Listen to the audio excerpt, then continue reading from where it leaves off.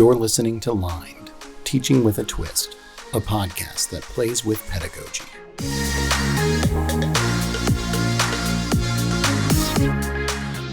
The first-year seminar can be a tough space to create meaningful connections with students.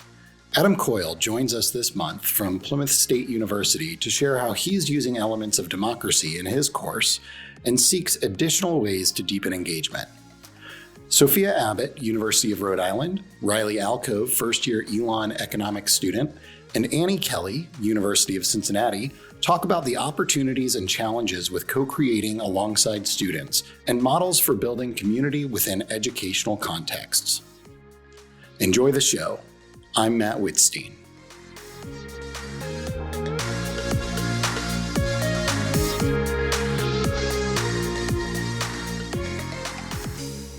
Hi, Adam. Welcome to the show. I'm so excited to have you here. We're going to talk about how you are democratizing your classroom. But before we get there, I would love to know just a little bit about yourself for our audience. Introduce yourself, where you're from, anything else you'd like to share.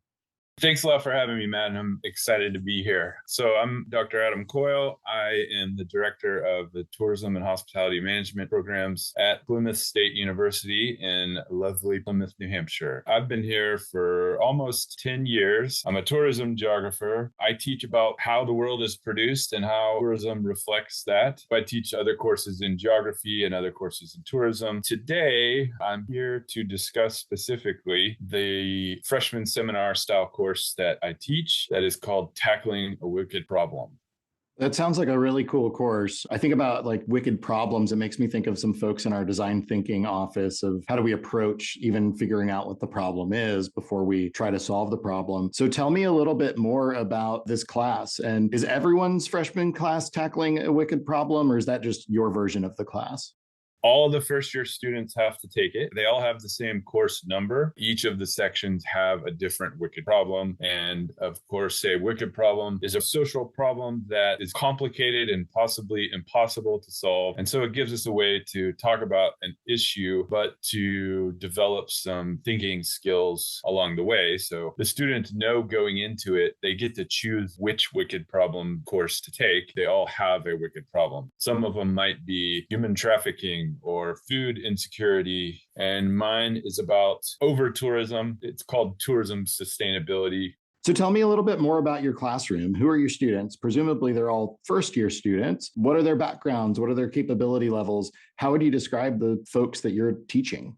They are all first-year students. I actually designed my schedule so that my class is their very, very first college class. So I have it to start on Monday morning because I kind of want it to be the very first introduction to college to them. Our student body is almost all 18. They are essentially all from New England, and about half are from New Hampshire. They're all the same social class background. They all have to live on campus for the first 2 years. So most of them are living on their own and in a dorm for the first time. I have maybe one commuter. There's about 25 people in the class. They're all dealing with the freedom and the commitments that are all brand new at the same time. And even though, of course, they have a lot of similarities, they're really discovering their differences too. You know, New England is not very demographically diverse, but of course, you know, groups of people are going to be very diverse within the way they look at the world and their experience. And so I try to show them that diversity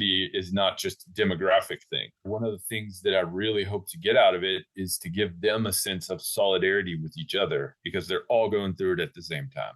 So what are some of the strategies that you've used to create that sort of community, that solidarity across your students?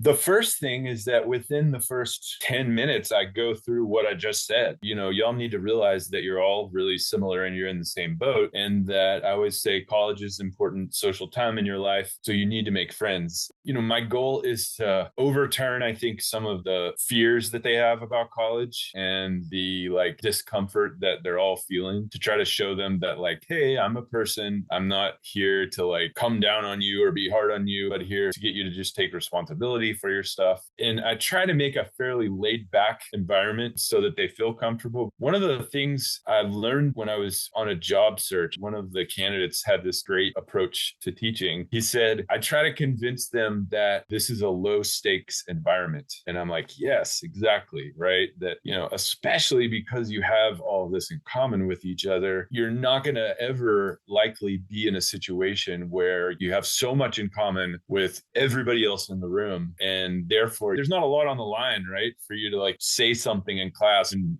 make a mistake, right? So I try to make it that kind of comfortable environment and remind them that that's what's going on here. So I want to get more into sort of your teaching challenges. We've talked a little bit offline, and I understand you sort of democratize some aspects of your class. Can you tell us a little bit more about that?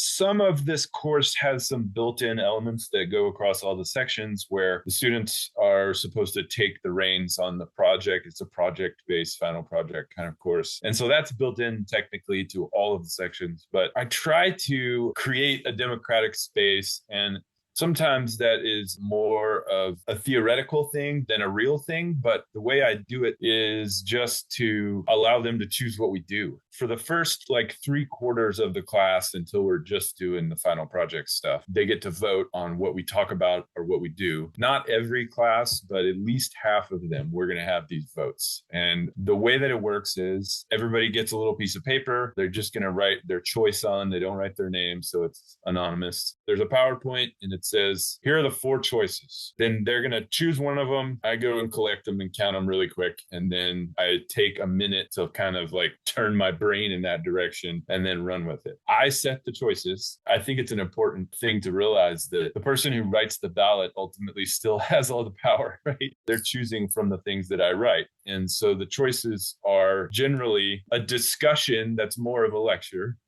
about being in college, or a talk about our individual habits of mind. So all of the courses are required to cover our official habits of mind. Our habits of mind are integrated thinking, purposeful communication, self-directed learning, and problem solving. Habit of mind is just a general way of thinking. It's basically like a thinking tool. So we're going to either talk about habits of mind, we're going to talk about being in college, or we're going to talk about tourism and sustainability. So not all of them are on every vote, but those are the lecture things that are going to be on there. And then the other things that are going to be on there are particular videos or films about topics. Sometimes it's work on stuff for this class. When it's midterm exam time, I sometimes will put one on there that says work on other coursework. Because this is a 4-credit course, it's 100 minutes. If they're struggling and have something important coming up, I would rather them spend their time in this class working on that. Another thing that shows up on the votes is called sit in a circle and talk about how college is going, which is just that. I put a list of thought-provoking questions, and then we sit in a circle and talk about how it's going. Sometimes I just put some kind of random, interesting research stuff that I've done on there. But the idea is that I'm hoping at least that they can kind of get a sense of how they feel, what their experience is right now, and what they need, and vote based on that. With that format for you, what's going really well, and what do you perceive as the challenges that you're coming up against? What's going well is that it definitely keeps it fresh in the sense that we're not doing the same thing every day. We're going back and forth between the 3 different areas that the course covers. It gives me flexibility, and it gives them flexibility. If the vibe is, man, everybody's tired of being here, it allows me to react to that and to make the ballot sort of have options so that we can go where the wind is blowing in a way. And I think that that's worked really well.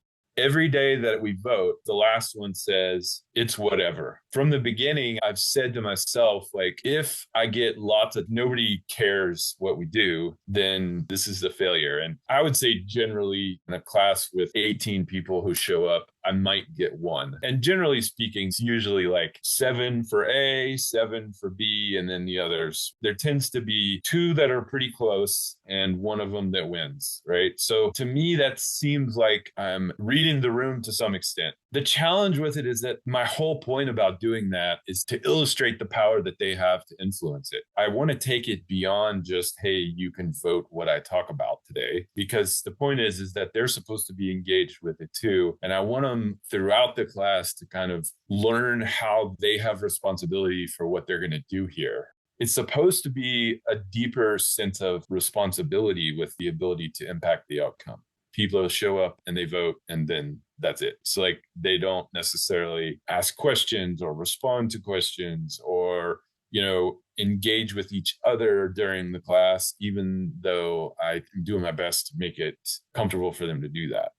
Can I ask if you sort of imagined that perfectly connected situation, what that would actually look like? A lot of it comes from the way that college classrooms are portrayed on TV and in Hollywood. Even in a big classroom, right, the faculty member knows the names and there's like 150, like that's unreasonable, right? But it's kind of like people are asking questions to me and I'm responding and they're kind of talking to each other about the topics and they're not like afraid to raise their hand. And it gets to a point where it's like leading a discussion. On the worst days, it just becomes a one-way street. And that's not why people come to my university. I would like to create an environment that it's more of a discussion and they're open instead of what I always call the too cool for school attitude. I'm trying to kickstart that. You're here, you're paying way too much money for this. You need to be involved in it. And so as we sort of wrap up here, I imagine our panel's probably going to be interested in knowing the extents of your comfort zone.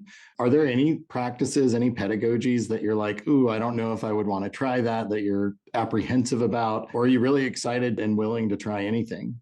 I'm pretty much willing to try whatever. I know, though, what I can do well and what I struggle with. I don't mind, going head on against something that I'm challenged with. It's kind of a cliche thing, but I really do have a difficult time remembering everyone's names. With 2 weeks left in the semester, I generally know their names. But early on, I don't generally hit it with Socratic method and call them out by name and say, what do you think? I can do that later on for the students who are my majors and I know better. I think I would be comfortable doing that. I just haven't really practiced it very much. I am comfortable and commonly am asking questions, especially if we have a reading where I'm asking open-ended questions, which sometimes works. I actually have the ringtone on my phone open often so that I can play the crickets sound. If I ask a question and nobody and it's just silence, I'll play the crickets thing, which is just a funny little tip for anybody. It breaks the ice a little bit when that happens. I do tend to ask questions and get crickets. I've always wanted to get better at that. Those are mostly the kinds of things that I do. I'm comfortable moving the chairs around to kind of flatten the hierarchy of it, sit on the same level. That's all fine with me. I would love any more tips on how to make it more engaged. There's a very built-in problem with this whole idea is that it isn't democratic, right? I am actually in charge. And often they want me to be in charge. They don't want to decide what we're going to do. It comes into play a lot more further down the line, when they're doing their projects, they have to decide the rubric for grading it. They would much rather me just give them a bullet point list of exactly what to do. I think that part of it is that we get told so much as faculty about how students want to be involved and want to take the reins themselves, but a lot of them don't mind at all or prefer listening and taking direction. Sometimes I say, yes, it's democratic, but I'm a benevolent dictator in the long run. Ultimately, I have to write down your grade and decide how you did. So perhaps that's the challenge with it. It's a contradiction in itself to begin with. Any way to just make it more engaged and them taking responsibility for what they're doing here. Adam, I can really relate to a lot of the things that you shared, and I can't wait to take this to our panel and see what they say, see what ideas they have to help you make your class a little more engaging. Well, thanks a lot for having me, and thanks for giving me a chance to devote some time to thinking about it.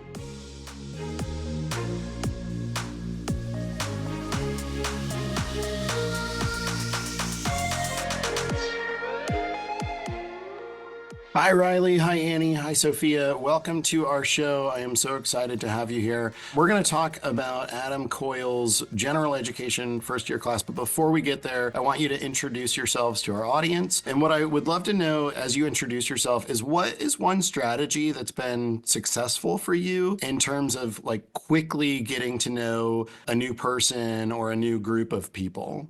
Hey, I'm Riley Alkove. I am a student at Elon University. I am a freshman and I am studying economics. And for me, when I think about the strategy that I employ the most for trying to get to know somebody quickly is just trying to find common ground. So whether that be an outdoor sports like skiing or an academic thing like a class we took together, I feel like finding something that we both have done or relate to can really spiral a conversation in a new and engaging way that lets me get to know somebody. Hello, everyone. My name is Anine Kelly. I am an assistant professor at the University of Cincinnati within the College of Cooperative Education and Professional Studies. And within my role, I have the honor and joy of overseeing a first-year seminar course that serves first-year students and oversee a team of approximately 48 instructors to deliver the course. So how I would get to know someone quickly is I really pull from the tenets of appreciative advising. So I'm a course director for the Office of Appreciative Education at Atlantic University for one of their academies. And appreciative advising is all about drawing out a strength-based approach of working with others, working with students, but it could also relate to your personal life too. Within each of those 6 phases, there's a set of behaviors and a set of questions. So the first phase is the disarm phase, and it's my favorite phase. It's how do you pull someone in immediately and ask really good questions to break the ice and start building community with them. So off the bat, I would just say an initial question that comes to mind that I like to ask students is, what is the highlight of your day so far? And I think that could be a really great intro to what is going on in your life. Maybe you don't have a highlight, or maybe something else is going on, but a great intro to do a pulse check and go from there and towards a deeper conversation and a deeper dive into their life story. Hi, everyone. I'm Sophia Abbot. I'm a faculty development specialist at the University of Rhode Island, and my specialty is in SOTL, the Scholarship of Teaching and Learning. So I work with faculty and graduate students here at URI to help them study their own teaching practices and think about how to become the teachers they want to be. I have a background in co-creation and student-faculty partnerships or pedagogical partnerships. It's something that I participated in as an undergraduate and then continued doing in different ways all the way through graduate school and in different sort of faculty development positions. So in terms of strategies to get to know someone, I feel blessed in that I have an easy time remembering people's names. But one thing that sticks with me when I'm being sort of first introduced to somebody is I tend to associate a person with like a fun fact or first sort of thing that they share about themselves. If it's Annie at the University of Cincinnati or it's Riley in economics, I put little facts together and start stringing together a sense of who a person is from what they first share. And for me, it's also an encouragement to be fully present as I'm listening to people introduce themselves, to really sort of try to imbibe who they are and how they describe themselves. I appreciate all those answers. So I want to share our conversation with Dr. Adam Keul from Plymouth State University in New Hampshire. He is a professor of tourism and hospitality management, and he teaches in their sort of first-year seminar a course called Tackling Wicked Problems, where each section has a different problem that they face. The problems are often possibly unsurmountable, but it really makes students begin thinking about how critical thinking and problem solving can have real world impact. And so one of the things he does in his class is he sort of democratizes it by allowing students to vote on the modality or the topic that they might talk about and giving them some agency there. His big question is he really wants to be more engaging with his students. He thought making this shift to having them vote on everything would have this sort of Hollywood-like transformation of his classroom, and he'd be standing on chairs and they'd be reciting "Oh Captain, my Captain" to him. But in reality, we sort of know that teaching doesn't unfold exactly that way, but he still feels like it didn't hit the goals that he was looking for. So before we get to the students as partners piece of democratizing the classroom and co-creation with students and that, I really want to start with just the basics of how do you form strong relationships with a new group of students, or Riley as a student, how do you develop a strong relationship with your faculty member, especially as a brand new college student? Do you have strong relationships with any particular faculty yet? Yeah, I mean, I would say I have quite a few strong relationships with faculty members. I think the thing to note the most about trying to make that connection is both having the ability to have the space, the willingness to be able to share in a space like a classroom setting, but also having that be like a very low barrier to entry. I think a lot of the times when students and faculty try and get to know each other, there's a lot of demand there. I remember in my core curriculum class, we had to share a poem that we've written about who we are as individuals and share that to the class. Thoughts like that are very nice, but it felt like a high barrier to entry comparatively to maybe what do you like to do in your free time? I think you need to find that balance of asking and pulling from people's experience and also making it pretty easy to engage for students. One thing that I do in my classes that is so simple and easy is I send every student a pre-course survey where I just ask them a little bit about why they're taking the class, what I might want to know or benefit from knowing about them as students, what some of their goals are for being students at the institution. And those are a great way to just start to get a sense of who the students in the class are. And then the other small thing I do is I make sure that everyone has a table tent with their name on it. So even when I'm not sure of what a student's name is, they've got their name in front of them. There's studies about this as well, that just using students' names, even though they have the table tent, they know that it's there. Hearing your name is such a nice moment of recognition and feeling seen that even that shows a sort of amount of effort and sense of getting to know one another. And it helps the other students use each other's names as well, because I think that's a really important part of being in a classroom is getting to know each other and your classmates.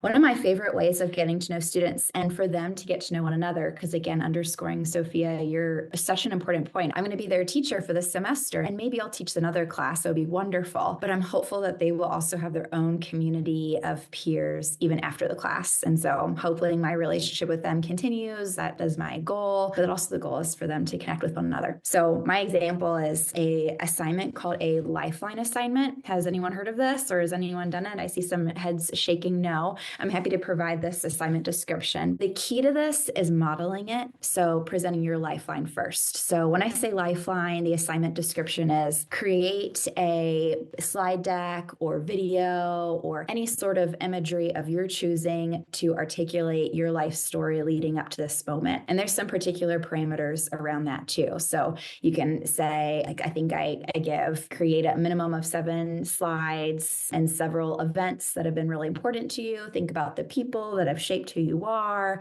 And then I spin it because our first year seminar is really focused on career education and career development. So University of Cincinnati is the founder of cooperative education. So any good first year seminar is going to embody the ethos of campus. And so we want to embody that ethos. So bending that assignment to focus on the lifeline is to share your life story and also add in what have been those career influences. What do you hope to do after you graduate? And what has really influenced you in that particular career trajectory? So it can hold this really important twofold experience, which is one, having students reflect on their life story and sharing that with the instructor and with their peers. But then two, helping them really critically think about what they want to get from their college experience, what's influenced in their academic or major or career pathways. And then as the instructor, I use that to guide the entire rest of the semester. So I have little index cards of each of my students' names that I write down, and I make like shorthand notes and I post them in my office. So that way, if something comes across my desk, a unique involvement opportunity,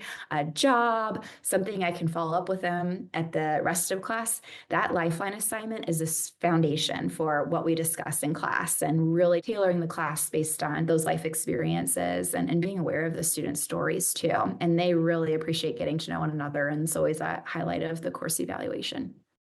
I want to go back to what Riley said about the lower barriers to entry. I think about that a lot in terms of just course participation and having an engaged classroom. What are some evidence-based strategies for creating that open environment where we can get to the level that we can share that very personal poetry with a class? Because it's hard to do that on day one, but in a really great class in a semester, you might be able to do something like that by the end. So are there any practices that we sort of know work well for not just establishing a relationship, but actually deepening that relationship, especially with a group? One of the first things I think of is just the value of varying how students are having opportunities to interact with one another. Large group discussions can be a great way to see everyone, to hear everybody, particularly if you're thoughtful about how you facilitate and make space for all of the students in the class, but also having small group spaces for students to get to know one another on a more personal level, having those contexts for them to have more private conversations that you're not necessarily, as the instructor, listening in on all the time can be really helpful. school. I had a professor actually who had students group up and were these sort of like support network teams for the whole semester. And so she had us as groups determine our group name, determine our group logo, determine our group song. Like we were branding ourselves as a team. And so not only were we having discussions about the course content, which was higher education theory, but we were also having these conversations about how to be successful in graduate school, how to navigate higher education in general, how we were turning the work in this class into work that could serve us in sort of future publications and scholarship. And those are moments that were important to facilitate for the instructor, were so meaningful as students to just have those spaces to get to know people in a really deeper way. Annie, as you were talking, I was thinking about how very often we think that it should just be very natural to know who your students are and identify when something pops up that, oh, I should reach out to so-and-so because that's what they need. But you talked about like actively taking notes about your students based on their presentations and their assignments. Have you found other ways to sort of deepen that engagement? And can we maybe set some realistic goals and boundaries of on what level should we know each one of our many students that we have? That is a great question. And I think it also is an opportunity for the instructor to reflect on their pedagogy and what they really want to prioritize in the classroom.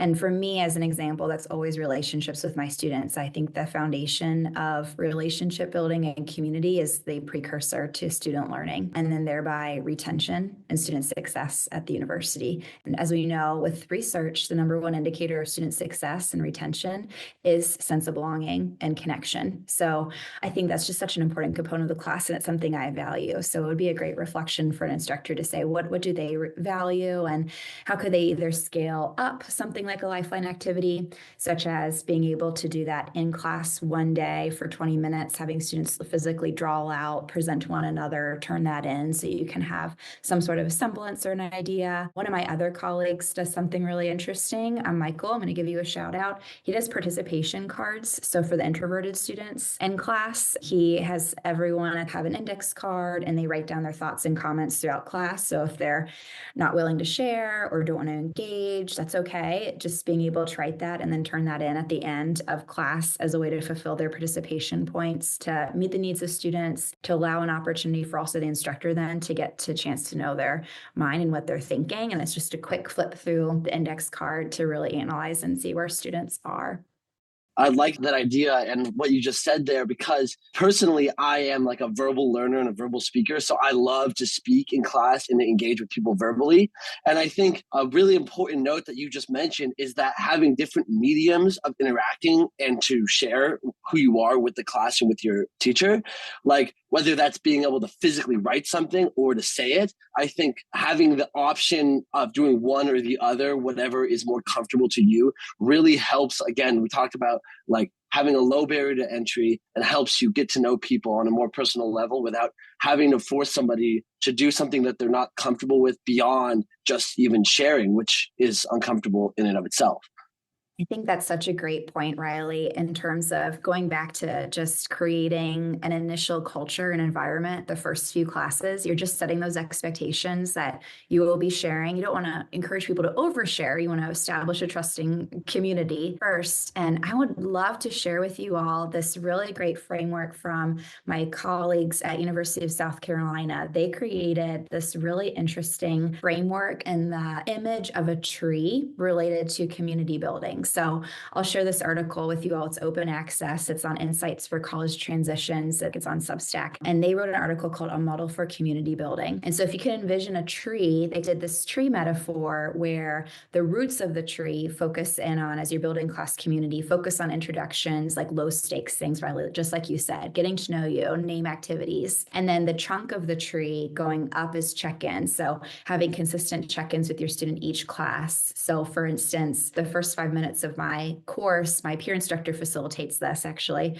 but they have a random question that they ask the students to discuss, whether in pairs or small groups. And a few folks share out just to do a pulse check of what's going on, whether it's an event going on in the world, whether it's an event going on campus, or just an overall, how are you feeling today? And then the branches of it is we're moving from the intros, roots to the check-ins, we're constantly building community. And then we get to the more of the higher order things. So Riley, this would more be your poetry example maybe towards the end of the semester, where it's focusing in on those higher level tasks, which are group projects, further active learning strategies that are more complex, discussions beyond the classroom type of an activities, community engagement. So I just want to give a shout out. I thought that was a really neat visual representation and giving some of those concrete and specific examples on what could building community look like. But Riley, I'm more curious too. I think that some of my instructors, we also talk about what is authentic community like too. So we don't want to just like, let's do these icebreakers and name games. And some students also just like roll their eyes like, oh gosh, it's another name game.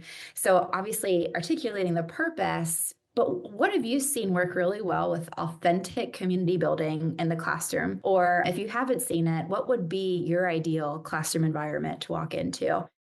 Yeah, it's really interesting to note that because a lot of the times these sort of classroom icebreakers can feel very like overly structured. I had a group communications class that I just recently took where we were supposed to form like teams and created, like Sophia sort of mentioned earlier, a team name. We did a team celebration, and I think it felt sort of fake and kind of forced. But some things that I felt really did work were focusing in on small group communication and having an experience to relate over that we all enjoyed. Like an example for this is my core class, we went out to the ropes course here at Elon University. We did team building exercises and we did like low ropes, like games and stuff. So we were moving outside. So we had something that we could sort of relate over or a goal that we had to accomplish together. It was not too structured to where we could have those interactions along the side of our overall goal. And I felt things like that really felt fun and engaging to me.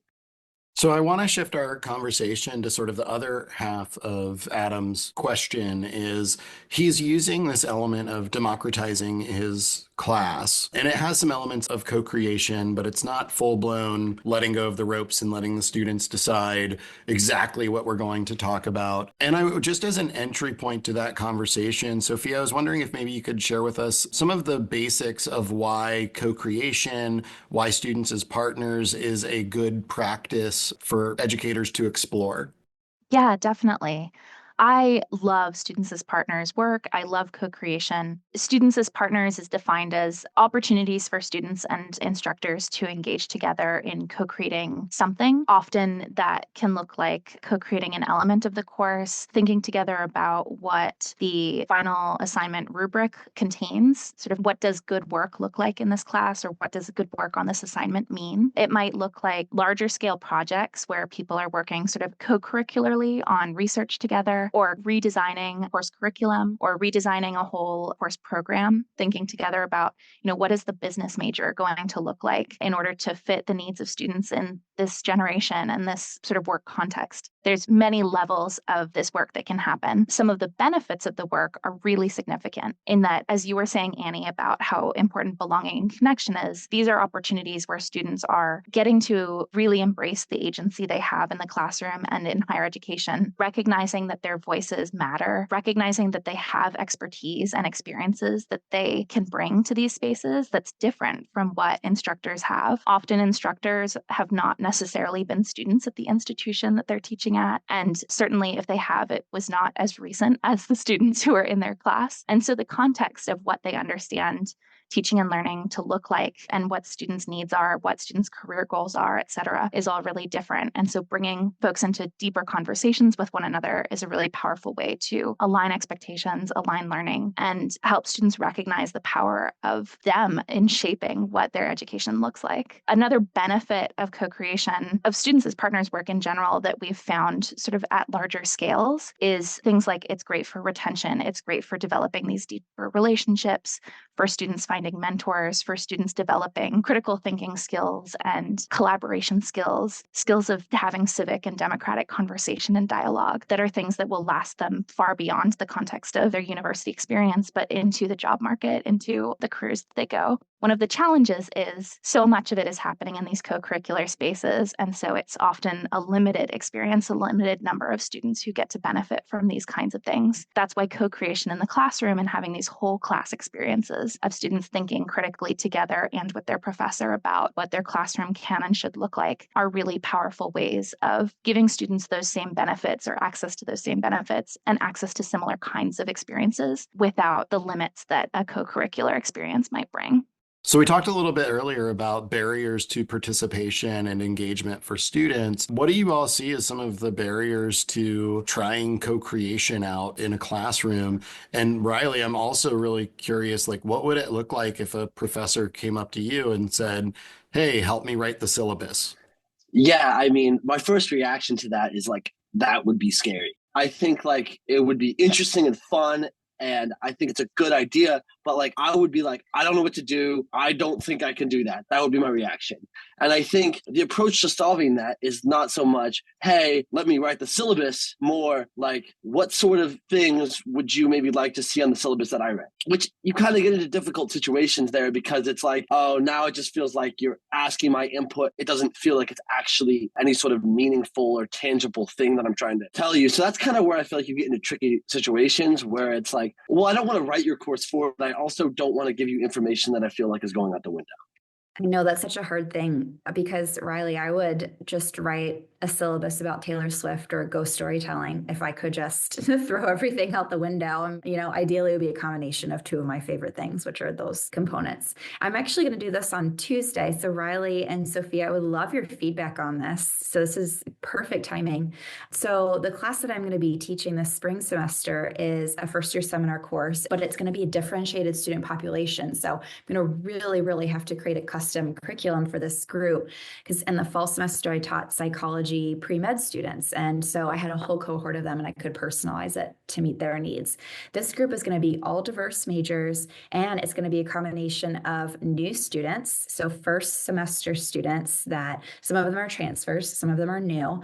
And then some of the students are also going to be students who did not pass the course in the fall and are taking it again in the spring. So it's going to be completely, what do these students want from this course? So here's my initial idea, and I would love your feedback on it, is that in their student info sheet survey, I was going to explain the course learning outcomes, again, for me, because I would deviate to Taylor Swift or ghost storytelling for the entire class, and that's not the learning outcomes of the course, unfortunately. I'm going to map out some different components, such as like, these are some topics related to these outcomes. These are some topics. Can you rank in order your most important things that you want to get out of this course? And then at some point too, I want to say, what are you an expert in regarding these topics? Because if they're coming up in the semester, I want to pull you in somehow. And maybe we do some sort of Canvas expert assignment or something like that, where we can pull from people's strengths or various experiences. Yeah. What would be your ideas on how to create meaningful co-constructed curriculum based on that population and that example? I really love the idea of integrating some of that information gathering into that sort of first initial survey and starting to get a sense of what students are interested in and what's bringing them to the space, whether that's a negative experience or a requirement, or because they have a particular interest and desire to learn about your course topic. I think one thing that I've seen worked really well in interviews with instructors who have done co-creation in their classes, many of them will have the first several weeks to even a whole half the semester sort of mapped out already, and then scaffold in over time more examples of co-creation or practices of it so that students are sort of building up a foundation together of understanding about the course content and the course goals. But then the professor can sort of open it up and say, all right, in 2 weeks, the syllabus is blank, and we're going to think together about, what are our passions? What do we want to learn about and study together? And how would you like to take leadership in sort of moving forward? And I think Riley, that helps a little bit with that fear of like, well, what do I know about this topic? You're you're the one who knows this content. You're the one who has a PhD in it. Why should I be creating your syllabus for you? But rather, it's an opportunity for the students and the instructor to be in conversation together about ways that the course content and topic is applicable in students' lives in a variety of ways, and to make space for the passions that students might then sort of recognize and bring to their classroom. Oh my gosh, Sophia, you have just said such a great example. I'm so excited to implement that. I specifically love the idea of having some sort of structure in place, like a few weeks mapped out, and then particularly share with students how their voice is going to be integrated into the co-construction components of later weeks, as an example, as Riley, as you shared too, because it can be intimidating. And I think it would also be a great opportunity for me to share just my teaching style and why this is a part of the co-construction co-creation component, why this course in this section is really special and needs to meet the unique needs of the students, that this is a class for them and truly designed by them. And I think those power dynamics, though, are difficult. So being able to try to deconstruct what those power dynamics are, I don't think that we can ever get rid of them. I think there'll always be that power dynamics between teacher and student, putting my post-structuralist hat on and my Foucault and power dynamics and power and language discourse. But Riley, what do you think about that? Have you had a faculty member that you feel like you could really turn to for further support that's done a really great job of eradicating some of those power dynamics, and whether it was co-creation or not? And how did they do that? Yeah, I really love that idea of how you're talking about how like you can add the choice aspect of the class later on in the course. I think especially when you're talking about like doing it before the class, most kids, especially even me as a student, I'm probably not going to answer a survey. But if I'm in class and you're like, hey, what can we do tomorrow to make that fun? I think that's something I would love to do. An example I really have of somebody who did a great job of that is actually a class I'm taking right now, which is a archaeology and media course. And it's really interesting because it's showing the concepts of traditional archaeology through analyzing film and what is accurate and what is inaccurate about that. Like having students bring films that we enjoy as like pop culture fans to the faculty member. It's really interesting because what really drove this course is our teachers' passion for archaeology. And you could really see that. And I feel like just going in with a lot of passion and being like, hey, I want to know what you guys know about this topic. And this is how I feel about it. Like she gets in there and she's like, I like showed Indiana Jones and she's like, oh, I don't like this. Like that's basically a YouTube video I would watch on archaeologist reviews, pop culture movies, right? Something like that where you just come in with a lot of passion and you're able to be like, this is our topic. Tell me what you like about that. And I'll show you what's inaccurate, what's not accurate, what's fun about that. I think that's what I like. I hear the inherent risk involved with something like that. So what happens when you bring a topic or a film that me as the instructor, I'm just not prepared for, and I only have a couple days to figure it out? Should I be letting go of that much control to rebalance some of these power dynamics, or are there sort of mediating strategies to make that work?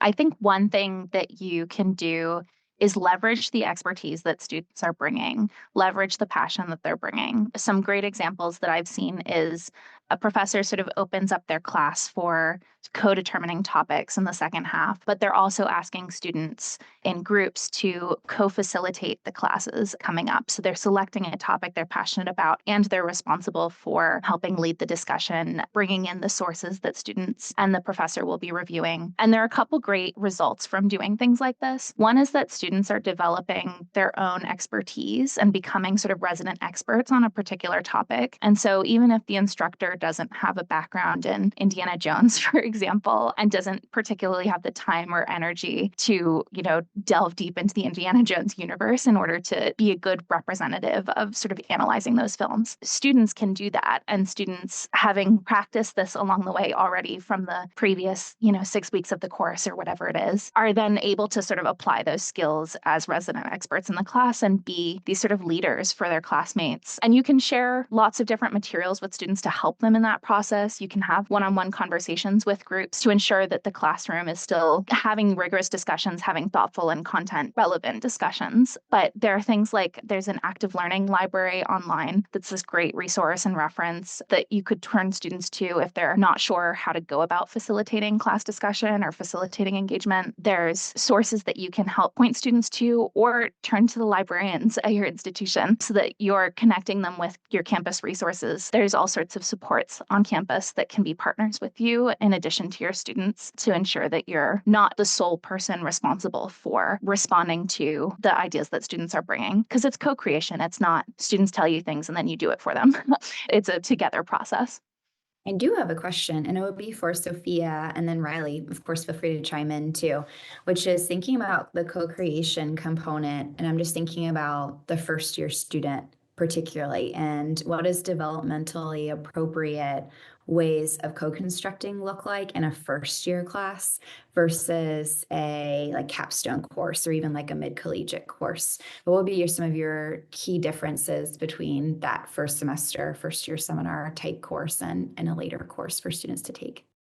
That's a great question. One thing that I love in first year contexts, and I think Adam Keul is sort of doing this in his class in the way that he's attending to like the hidden curriculum of college or thinking about how college works, is making space for students to further sort of rip back the veil of the hidden curriculum in your classroom. And so maybe co-creation doesn't look like co-determining and sort of co-writing the entire final assessment, but it might look like co-writing the rubric for that assessment. And so then you can have a deep conversation with students about how do we determine what quality looks like in a women and gender studies course, for example, or, your final project is going to be an essay.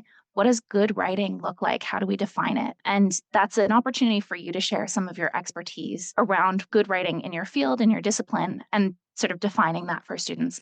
But it's also an opportunity for students to be in conversation with you about that and to start to question, why does it look this way? Why are the expectations the way they are? Why does history often rely on essays as a final assignment? Are there other ways to engage in historical thinking that look a little bit different? And could that be an acceptable sort of part of how we're defining quality in this class or how the final assignment is structured? So having those kinds of conversations as an instructor, you can then take those conversations into a rubric. I've done that in the past. And I've actually used Hypothesis, which is a sort of open annotation tool to have students then, in class, we're writing on the board collectively what we think the rubric should look like. I turn that into a formatted rubric. And then students use Hypothesis to comment on it and have more back and forth to clarify expectations and make sure that we're all on the same page about it. So that can be a really sort of intro level way of thinking about co-creation. Whereas in these final sort of capstone courses, you can do a lot with content because students have started to develop a sense of identity within your discipline potentially. And students are sort of capping off, what it means to be a scientist, what it means to be a chemist, for example, and can start delving deeper into those concepts and taking more leadership roles in the class around them. Riley, you have any thoughts on sort of developmentally co-creation as a first year student versus what you envision for yourself as a graduating senior someday? I mean, I definitely just think the room for student participation within that was going to grow. It's something that I'm excited for as a student. I feel like when you're a first year student, there are just courses that it feels as if you're taking because those are the courses that you have to take as a first year student and you don't have a lot of say in how those go. I think we can change that narrative to a certain extent, but there's always ultimately going to be more choice as a student within the higher realms of education. And that's something I'm definitely excited for as I go through my years as a college student. That actually makes me think of something else that I love about the first year context, which is that you are embedded in a bunch of different disciplines and a bunch of different classes. And most of your classes are interdisciplinary because students are coming from all different contexts to take sort of introductory courses. I think that can be a really powerful thing. You can leverage that burgeoning identity as, an economics major, for example, O'Reilly, to become, the class economist and to bring in examples from the other courses you're taking and to put those in conversation with students coming from radically different backgrounds, whether that's the biologist or the marine studies major. Those can be really cool, fruitful spaces. And then as you get to these more specific classes later on, and you have classes where you're in a group where everyone's sort of sharing an economics identity, for example, then you're sort of leveraging your identities in a different way. The opportunity to do that as a freshman is really unique because I am seeing that within my courses. Like as I talk about, I guess, maybe social sciences in a core class, I realize how some of the social issues we're talking about affect things economically. And that's where I can kind of find interest in other topics. So while it feels like kind of a burden to have to write essays about history, like if I can look at it through an economic perspective as an economics student, it actually brings a whole new interest to that. And I think you sort of lose that as you get into the later years of schooling. So I think it's something that's definitely worth appreciating, especially when you're kind of feeling burdened by the amount of core curriculum classes you have to do. Like, oh, I have to write this essay or whatever, Riley, Annie, and Sophia, thank you so much for this conversation. I really enjoyed it, and I can't wait to share some of this advice with Dr. Keul. Thanks for having us. Yeah, thank you so much for having us. Thank you for having me, guys. It's been a pleasure, yeah.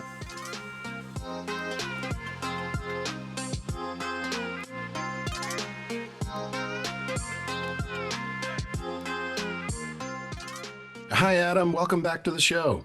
Great to be here. Thanks for having me. So I took your context and your questions about using elements of democracy in your Tackling a Wicked Problem course and how to get to know your students a little bit better and reframed it for our panel around a conversation about co-creation and developing positive relationships with our students. Riley Alkove, a first-year economics student from Elon University, Anine Kelly, assistant professor and director of first-year seminars at the University of Cincinnati, and Sophia Abbot, faculty development specialist at the University of Rhode Island, talked about barriers to connection, reasons to co-create, and some of the student development pieces I think you've already been thoughtful about. These are first-year students at a fairly big transition in their lives and are learning the skills that they need to develop expertise. The conversation began with ice-breaking strategies. Riley emphasized finding common ground through shared experiences or interests, while Annie highlighted the importance of disarming students with positive, open questions like, what's the best part of your day so far? Sophia advocated for using name tents and learning fun facts about students,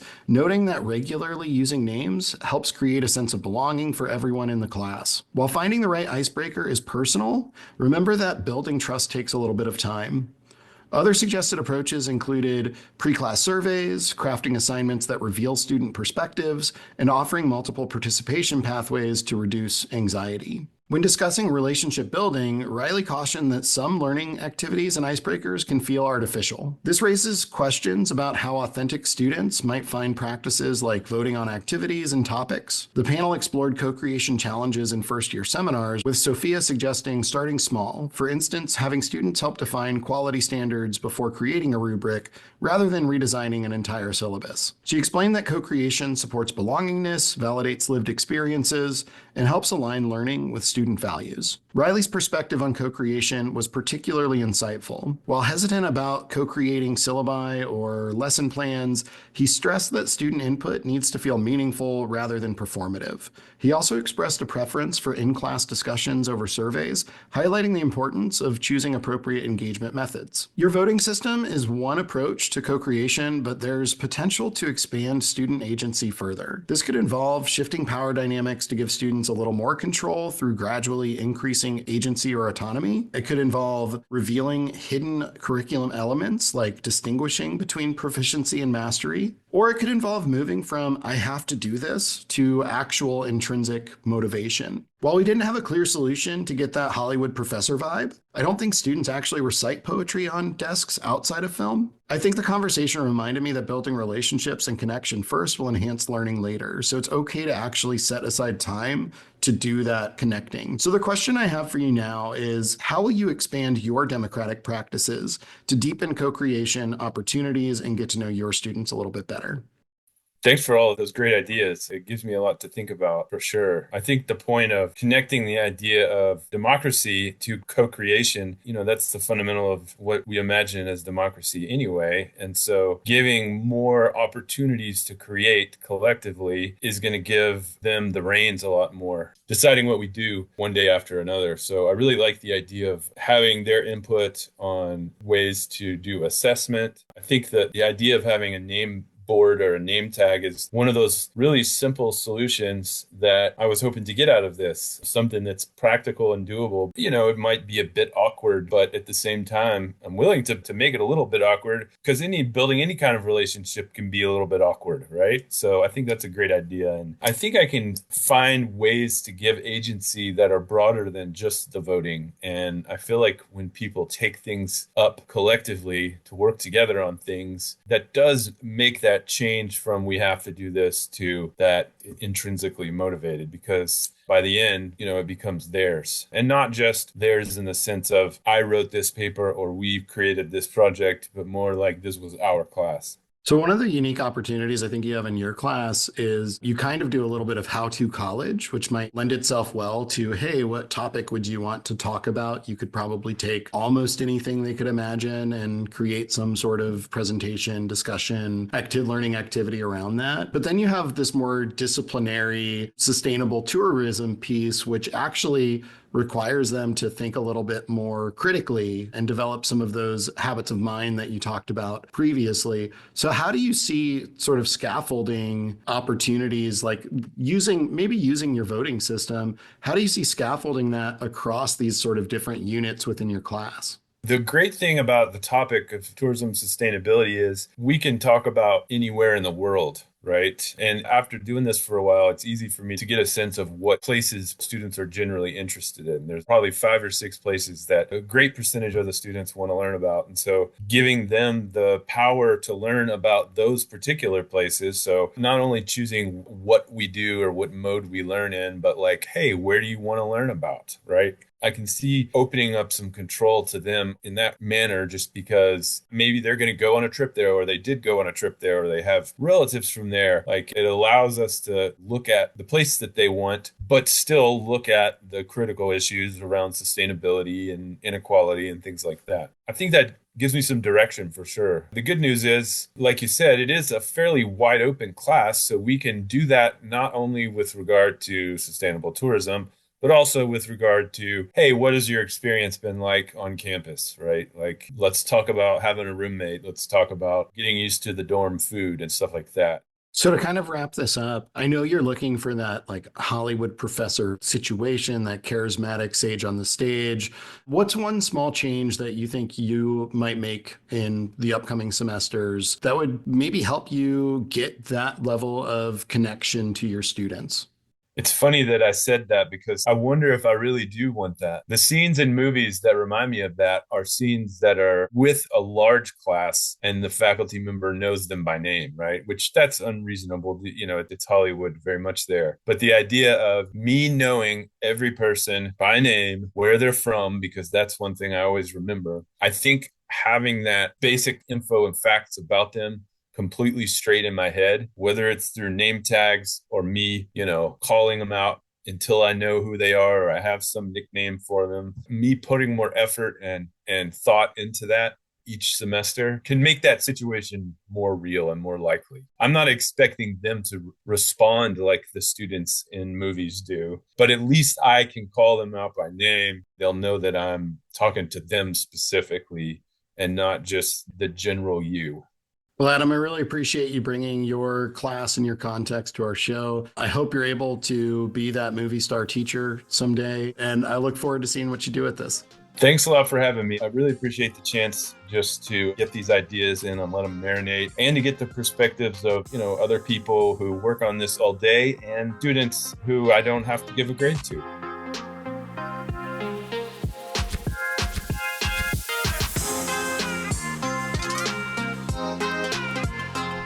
Limed, Teaching with a Twist is produced in collaboration for the Center for Engaged Learning at Elon University.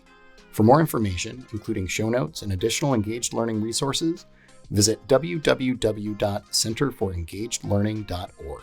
Limed, Teaching with a Twist is a creation of Matt Wittstein, Associate Professor of Exercise Science at Elon University. Episodes are developed and hosted by Matt Wittstein and Devani Taprani, Assistant Director of Learning Design and Support at Elon University. Olivia Taylor, a class of 2026 Music Production and Recording Arts major, is our summer 2024 intern and serves as a producer and editor for the show. Original music for the show was composed and recorded by Kai Mitchell, an alumni of Elon University. If you enjoyed our podcast, please take a few moments to subscribe, rate, review, and share our show. We aim to bring insightful and relevant content to educators each month, and we would love to hear from you. If you're interested in being a guest on the show, do not hesitate to reach out.